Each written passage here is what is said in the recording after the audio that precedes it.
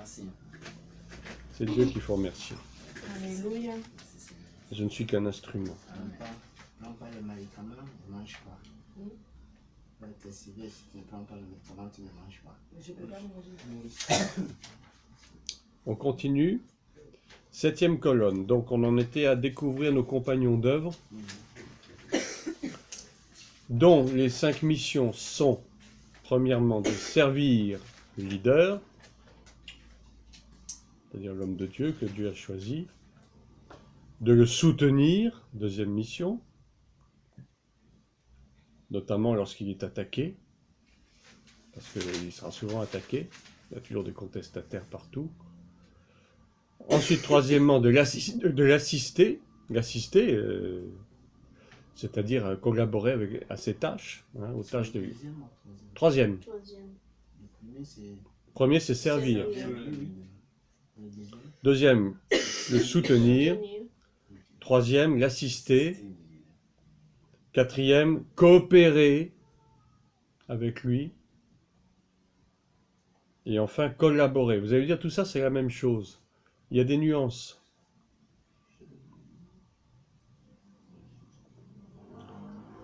Assister. Assister, ça peut être très simplement être assis à côté de lui. Hein. Par exemple, au culte, quand c'est l'apôtre, le prophète qui prêche, nous l'assistons, nous sommes à côté de lui. Nous, les pasteurs, nous sommes là. Mais ça ne veut pas dire qu'on fait forcément quelque chose. Alors, je répète, premièrement, le servir. Deuxièmement, soutenir. Troisièmement, assister. Quatrièmement, coopérer. Et cinquièmement, collaborer. Alors, coopérer, ça vient de co, c'est avec. Opérer, ça veut dire opérer avec. Tout simplement, coopérer. Et collaborer, ça vient du latin, labor, qui veut dire le travail. Labor, laboris, c'est-à-dire travailler ensemble, exactement. Opérer ensemble et travailler ensemble. Alors opérer quoi?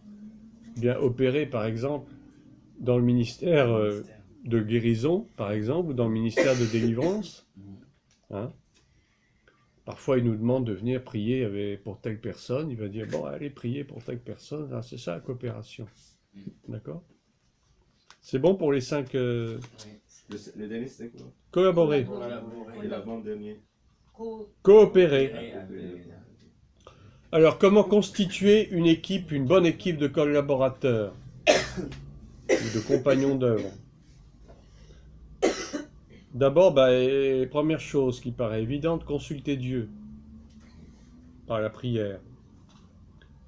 De demander à Dieu de ne pas collaborer avec toute personne qui est forcément à côté de nous. C'est pas parce que la personne est avec vous qu'elle est forcément un bon collaborateur, une bonne collaboratrice. Et demander à Dieu que Dieu nous montre les secrets du cœur de cette personne, savoir si c'est une bonne personne ou si c'est pas une bonne personne. C'est-à-dire, montre-moi le caractère de cette personne. Montre-moi vraiment qui elle est ou qui il est. D'accord? C'est important. On ne prend pas quelqu'un parce qu'on est ami avec la personne. On peut avoir un ami dans l'église et qui sera un très mauvais collaborateur. Parce que justement, sous le couvert de l'amitié, il va vous forcer à faire n'importe quoi. Et sous le couvert de l'amitié, vous n'oserez pas lui dire la vérité. Tu fais mal. Non, vous n'allez pas lui dire parce que c'est un ami, donc il ne faut pas le heurter. C'est pas comme ça l'œuvre de Dieu. L'œuvre de Dieu, c'est pas une affaire d'amitié. Hein. L'œuvre de Dieu, c'est pas une affaire d'amitié.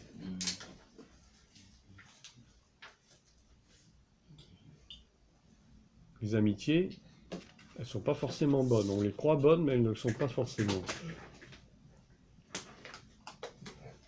On peut avoir son époux, son épouse comme collaborateur, éventuellement, mais c'est pas obligé. On peut avoir aussi des enfants, des membres de la famille, mais c'est pas obligé. L'œuvre de Dieu, c'est pas non plus une affaire de famille. Je vois ça plusieurs fois dans votre église. Oui, c'est uniquement la famille. Eh ben non. Ça dépend aussi de la Ils peuvent faire partie. Oui, ils peuvent, s'ils sont appelés, d'accord. Mais c'est pas obligé que Dieu prenne toute une famille. C'est pas obligé. Il peut prendre que le père ou que la mère. C'est vrai que souvent c'est la famille. Eh ben oui, mais je suis désolé, mais une église, c'est pas une affaire de famille. Hein. Non, mais on n'est pas obligé de travailler dans le même département. Non. Famille. Mais on peut aussi ne pas forcément collaborer avec les enfants, par exemple. Moi, j'ai 2 enfants. Je suis pas obligé de... Si Dieu m'a pas dit vraiment fermement, oui, tu dois l'apprendre ou le prendre pour... Non, je le ferai pas. C'est pas parce que c'est mon fils ou ma fille que je vais le faire nécessairement. Parce que si ça se trouve, il va être un mauvais collaborateur. Ou elle va mettre du bazar partout, et puis ça va être une catastrophe. Hein? Ben, c'est comme dans une entreprise. Vous devenez chef d'entreprise, par exemple. Mais est-ce que obligatoirement votre époux, votre épouse va être votre secrétaire? Non, pas forcément. Elle n'a peut-être pas forcément les capacités qu'il faut. Et puis peut-être qu'elle va commencer à avoir des comportements désagréables, être jalouse, par exemple, vis-à-vis Il y a du travail. Hein. d'une collègue. Hein? Il y a du travail là-dedans. Ah. Faut être appelé. C'est vraiment, il faut être appelé. Si on n'est pas appelé, c'est vraiment, on risque gros. Non, mais il y en a dans Ça les peut être questions des une couples. charge très lourde. Mais il y en a, par exemple, Dani et son mari sont Alors, on a, les deux appelés. à côté de l'apôtre Paul, on a l'excellent exemple de C'est bon. Aquilas et Prisca, que vous connaissez. Aquilas et Priscille, ou Prisca, ça dépend comment on l'appelle. Ah non, je connais pas. Priscille. Aussi. Compagnons d'œuvre. À quoi? Priscille. Priscille et Aquilas. À qui c'est précis? Ah bah, Je sais pas. on va chercher dans le... Priscille. Aquilas, ça s'écrit Aquilas. Et Priscille, ça s'écrit Priscille. Priscille. Ah.